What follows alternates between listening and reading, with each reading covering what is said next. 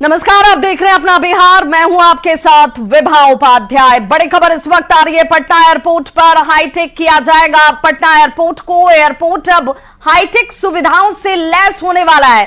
अब ये नए लुक में आपको कुछ दिनों में नजर आएगा। पटना एयरपोर्ट को अंतर्राष्ट्रीय स्तर के एयरपोर्ट बनाने की तैयारी जो है वो जोर शोर से चल रही है। आज मुख्यमंत्री नीतीश कुमार खुद एयरपोर्ट के विस्तारीकरण के कार्य का जायजा लेने के लिए पहुंचे। सीएम नीतीश ने पटना एयरपोर्ट का निरीक्षण किया। नए टर्मिनल बिल्डिंग का काम जल्द पूरा करने का निर्देश मुख्यमंत्री की तरफ से दिया गया है। सीएम नीतीश के साथ दोनों डिप्टी सीएम और मंत्री विजय चौधरी भी इस निरीक्षण के दौरान देखिए साथ साथ मौजूद रहे। तो अंतर्राष्ट्रीय स्तर का बनाने की तैयारी पटना एयरपोर्ट को तेज कर दी गई है और ये तस्वीरें इस वक्त निरीक्षण की मुख्यमंत्री नीतीश कुमार आपके सामने। पटना एयरपोर्ट पे विकास कार्यों का जायजा लेने के लिए पहुंचे हैं और पटना एयरपोर्ट का विस्तारीकरण किया जा रहा है और इसे आधुनिक बनाया जा रहा है। चूंकि पटना एयरपोर्ट जयप्रकाश नारायण अंतर्राष्ट्रीय विमानपत्तन पटना के नाम से जाना जाता है और ये अंतर्राष्ट्रीय एयरपोर्ट भी है। इसके विस्तारीकरण की योजना पर काम इस वक्त शुरू हो चुका है और काफी तेज गति से काम हो रहा है। इसी का जायजा लेने के लिए बिहार के मुख्यमंत्री नीतीश कुमार यहाँ पर पहुंचे हैं और उनके साथ बिहार के डिप्टी सीएम सम्राट चौधरी और विजय सिन्हा के साथ मंत्री विजय चौधरी के साथ कई वरिष्ठ अधिकारी भी यहाँ पर मौजूद हैं। और इस वक्त आप तस्वीर देखिए, पटना एयरपोर्ट पे जो निर्माण कार्य हो रहा है उसका जायजा लेने के लिए मुख्यमंत्री पहुंचे हैं। और पटना एयरपोर्ट पर एक बड़ा टर्मिनल तो बन ही रहा है, साथ में पार्किंग स्थल भी बन रहा है ताकि जो भी बाहर से पर्यटक आए उनके लिए आसान हो। और इन तमाम निर्माण कार्य का जायजा इस वक्त मुख्यमंत्री ले रहे हैं। इसके अलावा पटना एयरपोर्ट पर कई सुविधाओं को लेकर भी विकास कार्य चल रहा है, जिसका निरीक्षण इस करने बिहार के मुख्यमंत्री नीतीश कुमार पहुंचे हैं। और मुख्यमंत्री लगातार अधिकारियों को निर्देश दे रहे हैं कि जो भी विस्तारीकरण का काम चल रहा है उसे जल्द से जल्द पूरा किया जाए। और क्या कुछ कार्य इस वक्त चल रहा है इसका भी जायजा ले रहे हैं और लगातार अधिकारी उन्हें इस बात की जानकारी दे रहे हैं कि पटना एयरपोर्ट के विस्तारीकरण को लेकर क्या कुछ योजना है और जब विस्तारीकरण का कार्य पूरा हो जाएगा तो कैसा तस्वीर पटना एयरपोर्ट का दिखेगा। और इसी की तस्वीर को देखने के लिए बिहार के मुख्यमंत्री नीतीश कुमार पहुंचे हैं। कैमरामैन दीपक के साथ आनंद अमितराज, न्यूज 18 नेटवर्क, पटना। तो पटना जो ये एयरपोर्ट है, ये एयरपोर्ट अब हाईटेक तरीके से आपको नजर आएगा क्योंकि नया टर्मिनल भवन जो है वो बनकर तैयार हो चुका है। और पहले से ये टर्मिनल की अगर बात की जाए तो ये पहले से ज्यादा आधुनिक है। 7 गुना ज्यादा बड़ा ये टर्मिनल 65,000 वर्ग फुट में ये पूरा टर्मिनल जो है वो बना हुआ है। इसकी 80 लाख क्षमता होगी। ऊपरी फ्लोर की अगर बात करें तो ऊपरी फ्लोर तक जाने के लिए रैंप का इस्तेमाल आप कर सकते हैं। वाहन सीधे ऊपरी तल्ले के पिक एंड ड्रॉप एरिया पर पहुंच जाएगा। एयरपोर्ट पर 6 नई पार्किंग वे भी बनाई गई है। एयरपोर्ट पर 5 ओवरब्रिज बनाया गया है। नए टर्मिनल भवन के सौंदर्यीकरण पर भी पूरी तरीके से जोर जो है वो बिहार के मुख्यमंत्री नीतीश कुमार की तरफ से दिया गया है। यानी कि फोकस ऑफ सेंटर जो है वो ये नया टर्मिनल भवन और इसके लिए जितनी ज्यादा व्यवस्थाएं की जा सकती हैं उस पर पूरा जोर। पूर्वोत्तर भारत के सबसे खूबसूरत एयरपोर्ट में इसकी गिनती होगी। 750 वाहनों के लिए पार्किंग की सुविधा जो है आपको इस नए टर्मिनल पर नजर आएगी। इमिग्रेशन और कस्टम काउंटर के लिए अलग से जगह रखी गई है। यानी कि अब आपको ये पहचानने में दिक्कत नहीं होगी कि भाई जाना कहां पे है। अधिकारियों और कर्मचारियों के लिए यहां पर कमरे बनाए गए हैं। नेपाल के लिए सीधी फ्लाइट यहां से शुरू हो सकती है जिसकी गुंजाइश नजर आ रही है, इसकी उम्मीद नजर आती है।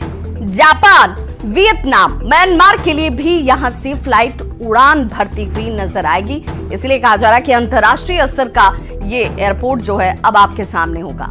थाईलैंड के लिए भी यहां से सीधी विमान सेवा के आसार इस वक्त नजर आ रहे हैं। अंतर्राष्ट्रीय उड़ान शुरू होने पर जांच की सुविधा जो है वो भी आपको यहां दिखेगी। फ्लाइट ऑपरेशन की क्षमता बहुत ज्यादा इसके बाद बढ़ जाने वाली है। एक दिन में 150 जोड़ी फ्लाइट यहां से ऑपरेशनल होंगी, यहां से उड़ान भरेंगे। प्रगति है और मेरा ये जो जिस प्रकार से आज माननीय मुख्यमंत्री जी ने पूरी चीज़ों की समीक्षा की है, सभी देखने का भी काम किया। जो नए टर्मिनल बन रहे हैं उसमें जो 6 एरोब्रिज बनेगा जिससे कि यात्रियों को सीधे प्लेन में जाने की सुविधा होगी। करीब 700 से ऊपर कारों की पार्किंग की व्यवस्था है और साथ ही साथ पूरे जो एयरपोर्ट को स्पेसियस जो नया मॉडल एयरपोर्ट सभी जगह जो बना है उस नए मॉडल के साथ बन के तैयार हो रहा है। करीब 62 काउंटर होंगे जो सिक्योरिटी चेकअप के काउंटर होते हैं। तो ऐसी पूरी जो पटना के लोगों को, पटना के आसपास के राजधानी के लोगों को हम कह सकते हैं ये सुविधा मिलेगी, को अत्याधुनिक एयरपोर्ट देखने को मिलेगा। साथ ही साथ बीटा एयरपोर्ट भी अपने आप में तुरंत में उसको भी उसका भी काम आगे बढ़ने जा रहा है। तेजस्वी यादव ने अपराध के आंकड़ों को जारी कर नीतीश सरकार पर जमकर निशाना साधा है। तेजस्वी के क्राइम बुलेटिन जारी करने के बाद अब केंद्रीय मंत्री जीतन राम मांझी जो हैं, उन्होंने इस पर तंज कसा। जीतन राम मांझी ने कहा कि तेजस्वी अपने माता पिता के कार्यकाल के आंकड़े जारी करते तो ज्यादा बेहतर होता, जब सीएम आवास पर समझौते हुआ करते थे, जबकि नीतीश सरकार में अपराधियों के खिलाफ कार्रवाई की जा रही है। 2005 के पहले किसी साल का डाटा पहले वो डिक्लेयर करें, उसके बाद इधर का डाटा तैयार करें। इधर तो कार्रवाई भी हो रही है, लेकिन उधर तो कार्रवाई नहीं होती थी। एक अन्य मार्ग में समझौता होता था। तो 2005 के पहले या जब भी उनकी सरकारें थी, उस समय का डाटा वो अगर पेश करते तो ज़्यादा अच्छा रहता, कंपैरेटिव स्टडी हो जाती तो अच्छा रहता।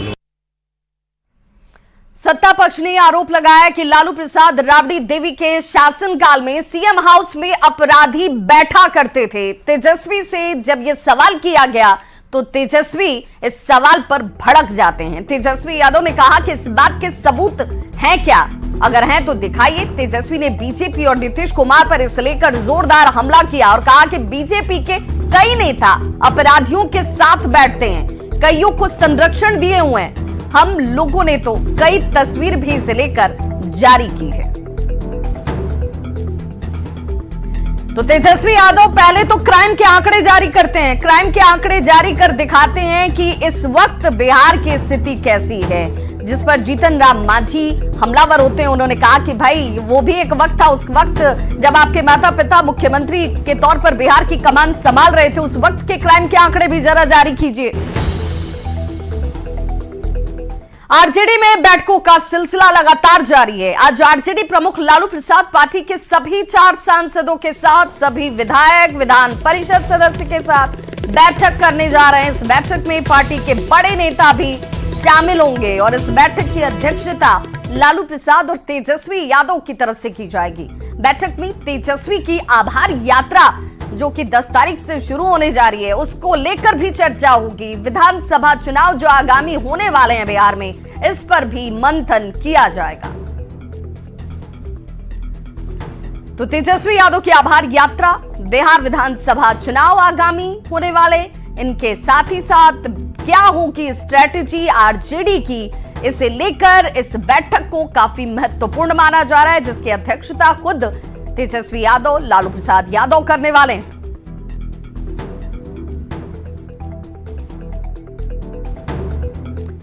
तो देखिए, आरजेडी की तरफ से आज एक अहम बैठक बुलाई गई और इस बैठक की अध्यक्षता खुद तेजस्वी यादव करने वाले हैं। बैठक में सभी सांसदों की मौजूदगी होगी, विधायक होंगे, एमएलसी होंगे और उनके साथ नेता और कार्यकर्ता भी शामिल रहेंगे। बैठक का मकसद तेजस्वी की आभार यात्रा को सफल बनाना और आगामी विधानसभा चुनाव में पार्टी को मजबूत करना है। इस बैठक में चर्चा होगी कि क्या रणनीति हो, किस तरीके से पार्टी को और ज्यादा मजबूती और धार दिया जा सके। हालांकि इस बैठक को मीडिया के कवरेज से दूर रखा गया है। पार्टी के मुख्य प्रवक्ता शक्ति यादव ने कहा कि यह पार्टी की अंदरूनी बैठक है। आज एक बड़ी बैठक बुलाई है और ये बैठक जो है वो आरजेडी कार्यालय में है। देख सकते हैं ये आरजेडी कार्यालय है और यहाँ पे जो है इस बैठक में मीडिया को कवरेज से रोका गया है और यहाँ पे कहा यह जा रहा है कि पार्टी के तमाम जो विधायक है, सांसद है, वो इस बैठक में शामिल होंगे। दशहरा के बाद दूसरे चरण की घोषणा हम करेंगे।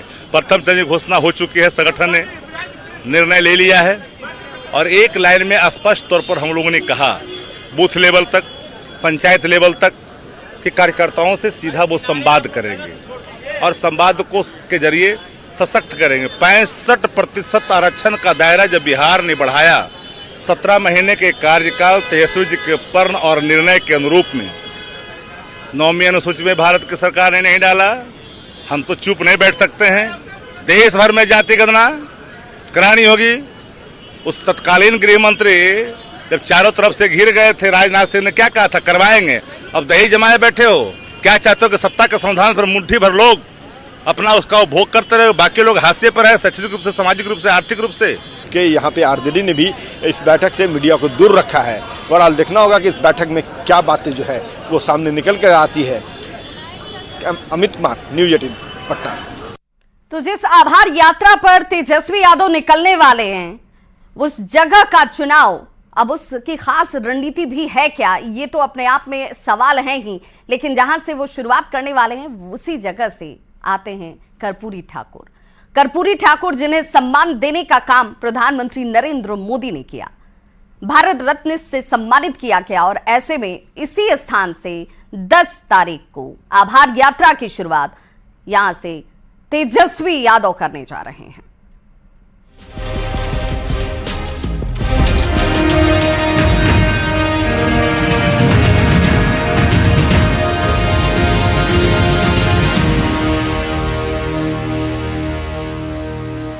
और बड़ी खबर छपरा से आ रही है, जहां इशुआपुर में महावीर मेला के दौरान ककड़नुमा जो छज्जा था, वो करकटनुमा छज्जा गिर जाता है। तस्वीरें आपके सामने हैं। बताया जा रहा है कि मेले के दौरान लोग इसी करकटनुमा छज्जे पर खड़े होकर ऑर्केस्ट्रा देख रहे थे। जरा ये देख लीजिए, हजारों की भीड़ है। जहां तक आपकी नजर जाएगी लोग ही लोग खचाखच नजर आएंगे। लेकिन हद तो ये कि ये लोग उस जगह पर खड़े होकर इस ऑर्केस्ट्रा को देख रहे थे, जो कि खुद करकटनुमा था। उस पर वजन कितना डाला जा सकता था, इससे अनजान जैसे ये लोग इसके ऊपर ही खड़े हो जाते हैं और उसके बाद हादसे का शिकार, क्योंकि हादसा होना था। ये तस्वीर जरा देख लीजिए, अचानक से ये छज्जा गिर जाता है, लोग नीचे गिर पड़ते हैं। छज्जा टूटने से सभी लोग देखिए भरभरा कर जमीन पर आ गिरे। कई लोगों को गंभीर चोट इस दौरान आई है। वीडियो आपके सामने है और किस तरह सभी लोग छज्जे पर खड़े होकर यहां से ऑर्केस्ट्रा का आनंद उठा रहे थे। छज्जा टूटता है, लोग जमीन पर गिर जाते हैं और अफरा तफरी मच जाती है। तो जरा ये देखिए, ये हादसा खचाखच भरी भीड़ में उस वक्त हुआ जब लोग आनंद उठा रहे थे इस ऑर्केस्ट्रा का, और उसी दौरान इस करकटनुमा छज्जे पर खड़े होकर लोग जिस ऑर्केस्ट्रा को देख रहे थे उसी में हादसे का शिकार हो जाते। और ऐसे में न्यूज़ 18 सवाल पूछता है, सवाल ये कि नाच के लिए ऐसी दीवानगी आखिर क्यों? ठुमकों के लिए जान की बाजी क्यों लगाई जा रही है?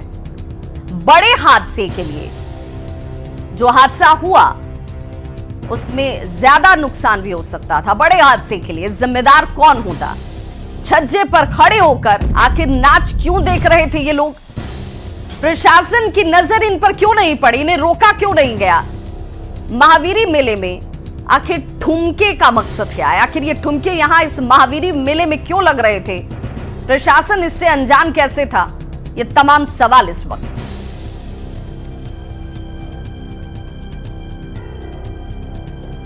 तो भगवान के नाम पर आयोजन,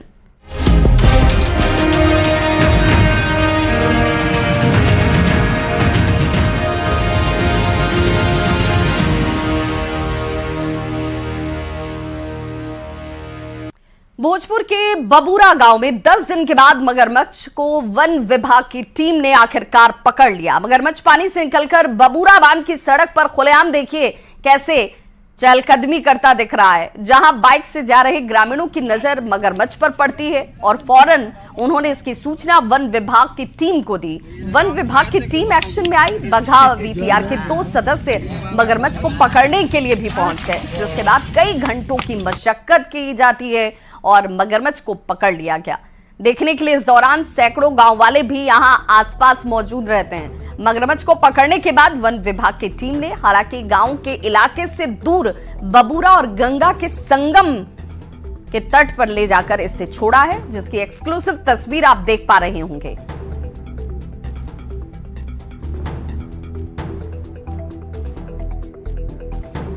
पटना पुलिस को बड़ी कामयाबी हाथ लगी है। पुलिस ने ऑटो चालक के रूप में लूटपाट करने वाले गिरोह का खुलासा किया है। पुलिस ने यहां पर ऑटो लिफ्टर गैंग के 4 अपराधियों को गिरफ्तार कर लिया। पुलिस ने इनके पास से 23 मोबाइल के साथ 8,000 रुपए कैश भी बरामद किए हैं। पत्रकार नगर, कंकड़बाग, जक्कनपुर और चित्रगुप्त नगर थाना में गैंग जो है सक्रिय था और इसके बाद ये जब कई मामले इनको लेकर दर्ज हुए थे, पुलिस एक्शन में आई और इन्हें गिरफ्तार किया गया। जो है टर्मिनल से या फिर आसपास के एरिया से अकेले पैसेंजर को बैठाते हैं, खुद भी ऑटो में रहते हैं, अपने आप को पैसेंजर दिखाते हुए उसमें उनके साथ ठगी के रूप में या छिनतई के रूप में या चोरी जो है उनके फ़ोन करते हैं और उनको आसपास जो है किसी क्षेत्र में जो है उतार देते हैं। इसी में जो है जो 4 लोग जो पकड़ाए हैं, संतोष कुमार जो रामकृष्ण नगर के रहने वाले हैं, सूरज कुमार जो कंकड़बाग के हैं, आशुतोष कुमार और राहुल कुमार जो वर्तमान में रामलखन पथ पर रह रहे हैं। तो इन लोगों के पास से कुल 23 फोन जो है बरामद हुए हैं, नगद 8,200 रुपए बरामद हुआ है और इसमें एक टेम्पो को भी जो है वो जब्त किया गया है। और बड़ी खबर इस वक्त आ रही है पटना से, जहां खनन विभाग की तरफ से एक बड़ा फैसला लिया गया है। बिहार में अब 178 घाट पर बालू खनन किया जा सकेगा। यह बड़ा फैसला इस वक्त बालू खनन के लिए घाटों की संख्या को बढ़ा दिया गया। अब इसकी संख्या 178 कर दी गई है। पहले ये संख्या कम थी। अक्टूबर से बालू घाटों का खनन का कार्य जो है वो शुरू भी हो जाएगा। अब बालू के घाट और ट्रक की ट्रैकिंग जो है वो शुरू कर दी जा रही है। गाड़ी मालिकों को ट्रक जो रूट इनके लिए तय किए जाएंगे वो बताना होगा प्रशासन को। रूट तय होने पर जीपीएस कंट्रोल किया जा रहा है ताकि कहां पर इसका संचालन हो रहा है ये जाना जा सके। चालान कटने पर पोर्टल पर इसकी जानकारी भी नजर आएगी। 15 अक्टूबर से लोगों को पोर्टल के जरिए बालू भी मिल सकेगा। जिस तरीके से अब ये पोर्टल तैयार किया गया है, इस पर भी आप अपने ऑर्डर जो हैं बालू को लेकर दे सकते हैं। कोई भी व्यक्ति सरकारी रेट पर बालू पोर्टल से खरीद सकता है।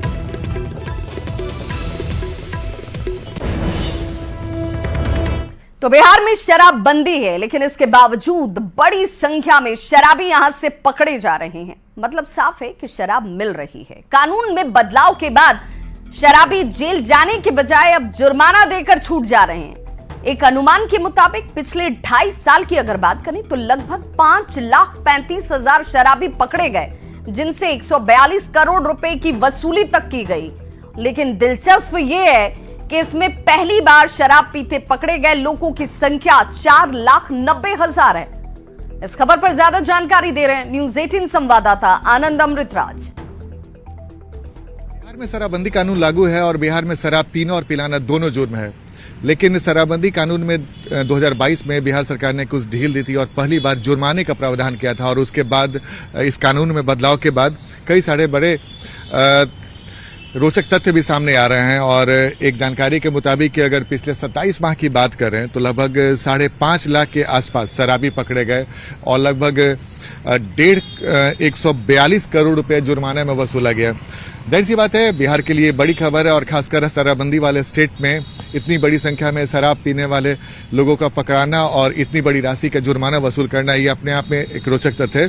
और सबसे बड़ी बात है कि पूर्ण शराबबंदी वाला राज्य है बिहार और लगभग 27 माह में अगर बात करें तो लगभग 5,35,000 शराबी पकड़े गए हैं और इनमें पहली बार शराब पीते हुए पकड़े गए लोगों की संख्या लगभग 4,90,000 है।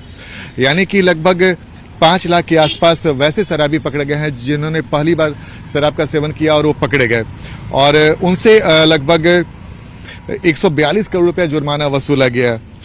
और अगर ऐसे शराबी जिन्होंने जुर्माना की राशि नहीं भरी उन्हें 1 महीने का सजा भी सुनाया गया है।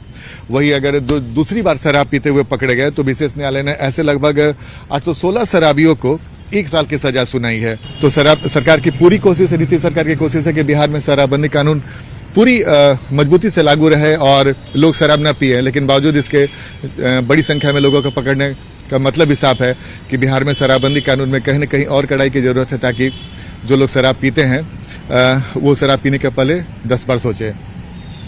कैमरामैन दीपक के साथ आनंद अमृतराज, न्यूज 18 नेटवर्क, पटना। बेतिया के मंझौलिया प्रखंड में अगरवा जगन्नाथपुर मिडिल स्कूल की शिक्षिका राजकीय अध्यापक जो पुरस्कार है उससे सम्मानित होने वाली हैं। उषा कुमारी का चयन इस वर्ष राजकीय अध्यापक पुरस्कार के लिए किया गया है। 5 सितंबर को देश के पूर्व राष्ट्रपति डॉक्टर सर्वपल्ली राधाकृष्णन के जन्म दिवस के अवसर पर आयोजित शिक्षक दिवस समारोह में इन्हें सम्मानित किया जाएगा। राजकीय शिक्षक दिवस समारोह श्री कृष्ण मेमोरियल हॉल पटना में आयोजित हो रहा है।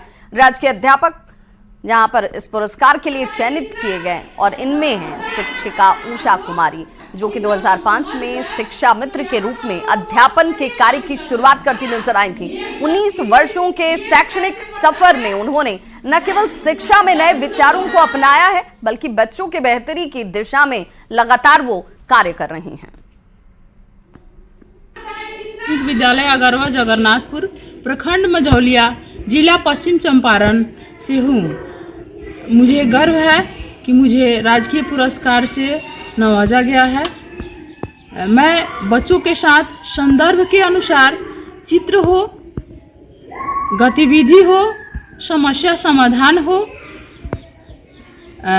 टीएलएम का प्रयोग हो या कोई भी सॉल्यूशन हो, उसे हम लोग मिलजुल कर करते हैं। बच्चों के साथ रहना, खेलना, पढ़ना, खिलाना और उनके साथ समय बिताना बेहद अच्छा लगता है। कोटि कोटि बार धन्यवाद देता हूँ कि इतने लगन और परिश्रम के बाद राज्य स्तरीय पुरस्कार के लिए चयनित हुई है। छपरा के लोहड़ी गांव में मिडिल स्कूल समस्याओं से जूझ रहा है। +2 तक पढ़ाने को लेकर यहां पर स्कूल में सिर्फ 2 कमरे हैं और ऐसे में छात्र छात्राओं को काफी परेशानी उठानी पड़ती है। हालात ये ही कि बरामदे में भी कक्षा चल रही है। स्कूल के प्रिंसिपल ने कई बार प्रशासन से गुहार लगाई, लेकिन अब तक इस पर कोई सुनवाई हुई नहीं।